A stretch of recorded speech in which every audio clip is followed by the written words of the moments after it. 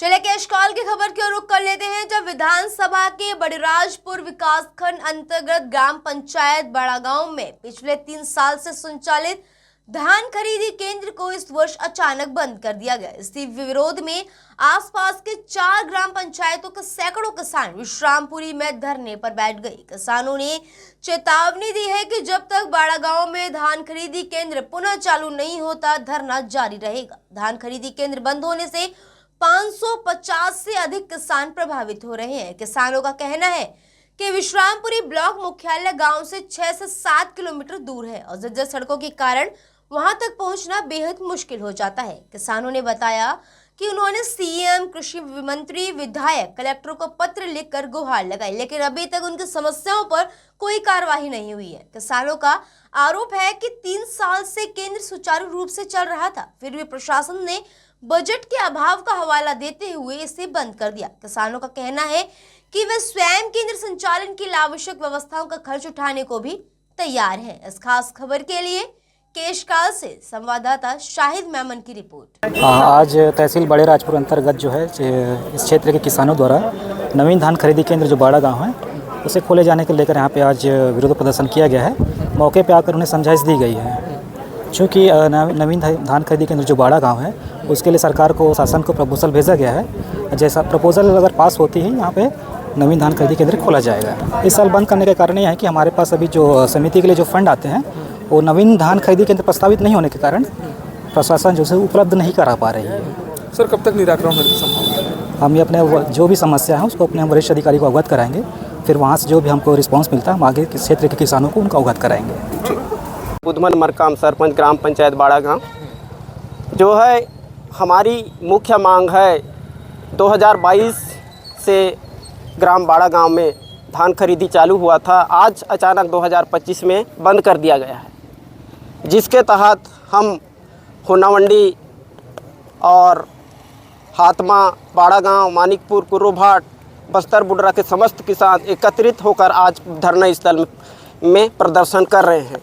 और रही बात, हम धान विश्रामपुरी लाने के लिए तैयार हैं, लेकिन सड़क बहुत जर्जर स्थिति है, हम ला नहीं पाएंगे। इस स्थिति में हम लोगों को बहुत लाने में कठिनाई होती है, इसलिए हमारी मुख्य मांग है कि ग्राम बाड़ागांव में धान खरीदी केंद्र चालू होना चाहिए। आवेदन दिए मंत्री, मुख्यमंत्री, कलेक्टर तक, तो आज तक वो मांग पूरी नहीं है। हमारे पास फंड, कलेक्टर के पास फंड नहीं है, तो हम बोले यहाँ चालू होना चाहिए। हम लोग अपनी व्यवस्था करेंगे, धान खरीदी के लिए हमारी खर्चा जो भी है हम लोग व्यवस्था करेंगे, ऐसा हम शासन प्रशासन को अवगत कराए। मांग पूरी नहीं होती है तो हम लोग आगे हमारी जो धरना प्रदर्शन है जारी रहेगा। तो 3 साल खरीदी हुई, अब 4 साल में सरकार करा पैसा नहीं आए, बोली 100 दिन तहसीलदार जाए रही। तो हम रहे कि हम किसान मान 1-1 कुंटल के तोला पैसा देबो, जो वहाँ काटा कर ही ते मन के, तो वो में भी अब नहीं निकार करिस। तब फिर हम यहाँ आके दर में बैठे हैं और फिर सरकार ला मांग करेला। ये मांग में गलागार पूरा करते या नहीं करे तो हम तो वो दिन सुनाए भी दे हन, अगर हमार धान ला नहीं ले जो तो हमार करा तोर करा ले कर्जा ले हान तेला छूट कर। ये हम वो दिन तहसीलदार और फिर साहब मला बोले सरकार ला मांग करे के जब तक हम और धान ला नहीं ले जीते हम कहाँ के पैसा देबो। हमार कर्जा पूरा माफ रही, पूरा जनता के, कोई जनता नहीं पटान पैसा।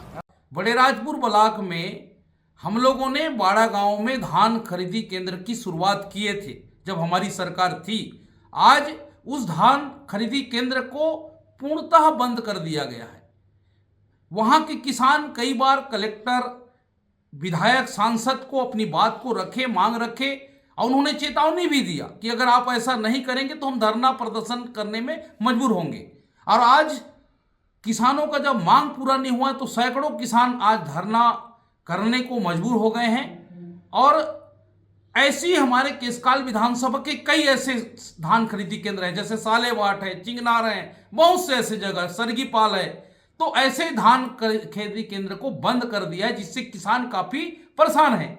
अब इस बात को लेके जब कलेक्टर से बात करते हैं, एसडीएम तहसीलदार से कहते हैं, तो उनका कहना है कि हम बजट हमारे पास नहीं है। तो किसानों का कहना है कि हम अपने से दे देंगे, जो हिमाल है, जो भी खर्चा है, पर धान हमारा अस्थायी केंद्र जहां हुआ था वहां खुलना चाहिए। पर सरकार कोई ध्यान नहीं दे रहे हैं, यहाँ के जनप्रतिनिधि ध्यान नहीं दे पा रहे हैं, जिससे किसान काफी परेशान हैं।